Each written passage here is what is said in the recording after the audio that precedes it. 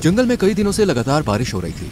बारिश की वजह से सभी पक्षी बहुत परेशान हो चुके थे, क्योंकि तेज बारिश रुकने का नाम ही नहीं ले रही थी। अगर बारिश ऐसे ही चलती रही तो सब पंछी क्या करेंगे? अब तो सारा अनाज भी खत्म होने आया है। इस तेज बारिश में खाना लेने कैसे जाएं? और अगर खाना न मिला तो भूख के कारण सब मर जाएंगे। मैंने तो सोचा था कि बारिश कुछ देर बाद रुक जाएगी, लेकिन ये बारिश तो कितने दिनों से लगातार हो रही है। अब तो सभी पक्षियों को साथ मिलकर इसका कोई उपाय निकालना चाहिए। सभी पक्षी को इस बात की चिंता थी कि बारिश न जाने कब रुकेगी। इधर चील राजा भी बहुत परेशान हो गया था। उसने अपने सिपाही से कहा, जाओ सभी पक्षियों को यहाँ बुला कर लाओ। सिपाही सभी पक्षियों को बुलाने चला जाता है। सुनो साहब, आज चील राजा ने सबको बारिश के बारे में बात करने के लिए बुलाया है। सब पक्षी राजा के दरबार में आ जाना। ऐसा कहकर सिपाही चील वहाँ से चला जाता है। मैंने सभी पक्षियों को सूचना दे दी है महाराज, वो सब आते ही होंगे। कुछ ही देर में सभी पक्षी वहाँ आ जाते हैं। मैंने आप सबको यहाँ पर एक महत्वपूर्ण घोषणा करने के लिए बुलाया है। जंगल में कई दिनों से लगातार बारिश हो रही है, इसके कारण कई पक्षी अपनी जान भी गंवा रहे हैं। हाँ महाराज, हमारा खाना भी खत्म हो गया है, इसलिए भूख के कारण सभी पक्षियों की जान जा रही है। हाँ कबूतर, मैं जानता हूँ, इसलिए मैंने आपको यहाँ बुलाया है। मैं ये घोषणा करता हूँ कि जो ये बारिश को रोकेगा, मैं उसे एक बड़ा इनाम दूंगा। फिर सभी पक्षी अपने घर चले जाते हैं। ये इनाम तो मुझे ही मिलेगा। इस पूरे जंगल में मुझसे चालाक कोई नहीं है, और जो भी हो, इतना बड़ा मौका है इनाम पाने का, ऐसे ही नहीं जाने दूंगा। कुछ भी करके इस बारिश को रोकने का तरीका ढूंढ कर ही रहूंगा। लेकिन इसके लिए मुझे रानू चिड़िया की मदद लेनी होगी, और उसे तो इनाम का भी कोई लालच नहीं होगा। वो बहुत भोली भाली और दयालु है। मैं अभी उसके पास जाता हूँ। ऐसा सोचकर कौवा रानू चिड़िया के घर चला जाता है। कैसी हो रानू चिड़िया? देखो ना, ये बारिश कितने दिनों से लगातार चल रही है, पता नहीं कब रुकेगी। क्या तुम्हारे पास इसका कोई हल है जिससे बारिश को रोका जा सके? कालू, मुझे पता है तुम इनाम के लालच में यहाँ आए हो, वरना इतनी तेज बारिश में तुम मेरे घर नहीं आते। रानू, तुमने ठीक समझा है, इसलिए तो तुम्हारे पास आया हूँ। क्या बारिश को रोकने का तुम्हारे पास कोई उपाय है? हाँ, मेरे पास इसका हल है कालू। तुम जाओ और बड़े पेड़ से विनती करो कि वो हवाओं से कह दे कि वो बादलों को दूसरी दिशा में मोड़ दे, तभी बारिश रुकेगी। मुझे पता था कि तुम्हारे पास कोई ना कोई उपाय जरूर होगा, लेकिन ये बड़ा पेड़ है कहाँ? मुझे तो पता भी नहीं है। वो पेड़ काले जंगल में है। तुम्हें उससे मिलने के लिए काले जंगल में जाना पड़ेगा। मैं वहाँ जरूर आती, लेकिन मेरे बच्चे की तबीयत ठीक नहीं है। रानू, मुझे तो काले जंगल का रास्ता पता नहीं है, मैं कैसे तुम्हारे बिना वहाँ जाऊँगा? सुनो कालू, तुम मिट्ठू तोते को अपने साथ ले जाओ। वो भी इनाम लेने के लिए बहुत उतावला है। उसे उस जंगल का रास्ता पता है, क्योंकि वो एक बार मेरे साथ उस काले जंगल में गया था। वो अकेले जाने से डरता है। तुम दोनों साथ मिलके वहाँ जा सकते हो। धन्यवाद रानू चिड़िया, मैं अभी तोते के पास जाता हूँ। फिर कालू सीधा तोते के पास जाता है। तोते भाई, बारिश की वजह से सभी पक्षी बहुत परेशान हैं, और अब तो राजा जी ने भी घोषणा कर दी है कि जो इस बारिश को रोकेगा उसे बड़ा इनाम मिलेगा। तो मैं जा रहा हूँ बड़े पेड़ के पास उसकी मदद लेने। ये इनाम तो मुझे ही मिलेगा।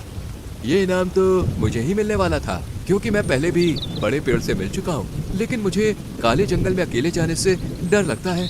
तो क्यों ना तुम भी मेरे साथ चलो। जो भी हो, बारिश रुकने से सबको शांति मिलेगी, और मैं तुमसे वादा करता हूँ, राजा जी जो भी इनाम देंगे वो हम दोनों आधा आधा बांट लेंगे।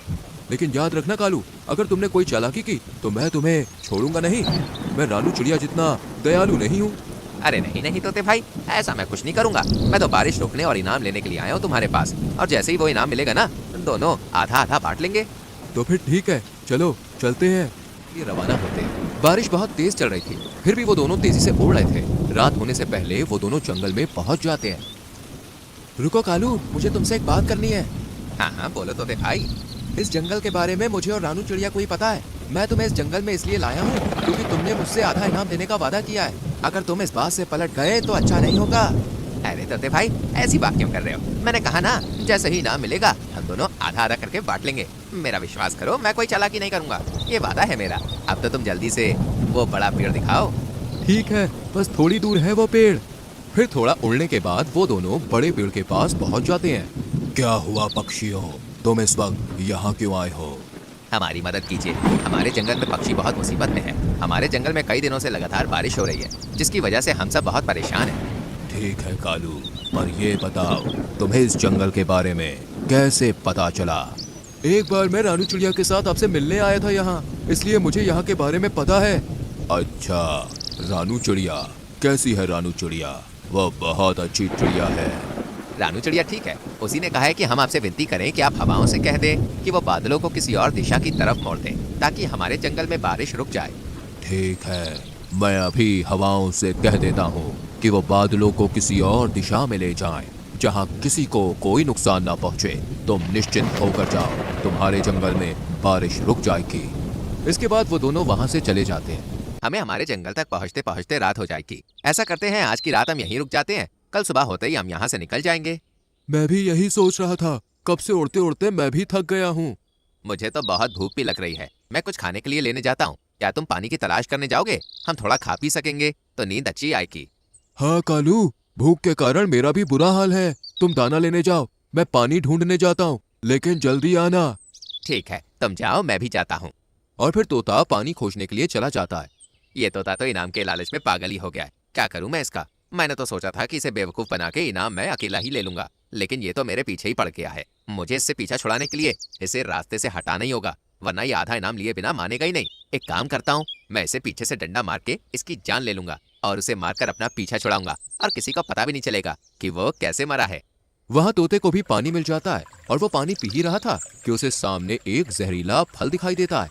अरे ये तो जहरीला फल है।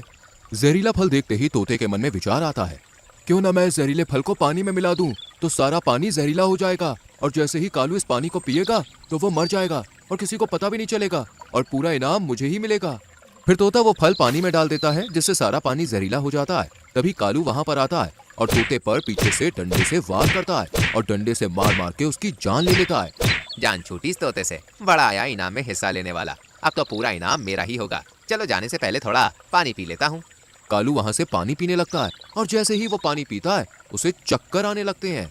अरे ये क्या, मुझे इतने चक्कर क्यों आ रहे हैं? मुझे कुछ दिखाई भी नहीं दे रहा। मुझे क्या हो रहा है? मर गया। ऐसे कौवा भी जहरीला पानी पीने की वजह से वहीं मर जाता है। तो इस कहानी से हमें ये सीख मिलती है कि हमें कभी लालच नहीं करना चाहिए और ना ही कभी झूठ बोलना चाहिए, क्योंकि बुरे का अंत बुरा ही होता है।